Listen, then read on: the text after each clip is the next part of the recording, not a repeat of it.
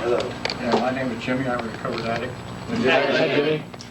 Along the lines that Doug was talking about, you mentioned that sometimes we can find out more clearly what something is by seeing what it is not.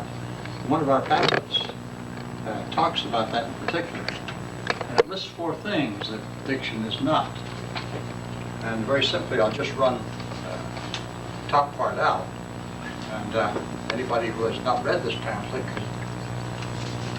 could get one right off the table there. These are free for anybody that wants them. Number 1, addiction is not freedom. I think we know that pretty well. Number 2, addiction is not personal growth. If it's anything, it retards us. And addiction certainly is not goodwill. When I came here, I had nothing left, especially as far as goodwill was concerned.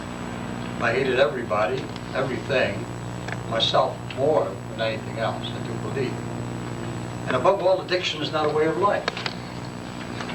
Now, maybe some social users might find it a way of life or a lifestyle that they like, but when it comes to addiction, it certainly is not a way of life, but rather it's a way of death. And it's a way of negation, if I can use that term. So some of the things that we have to do, I believe, at nearly all of our meetings, we touch on it in different ways. And that is, what is our terminology? What do we think addiction is from our experience? Because this seems to be the basis for everything we do. What is our experience as a body? What is my experience as an individual that I can offer that might help somebody else? And these are the things that finally we say addiction, as we understand it, is a compulsion and an obsession. The impulse that Doug spoke about is only one small part of the addict personality. The addict personality is well known. It's been known to psychologists for years. We have to study it for ourselves so that we know from the inside what we are.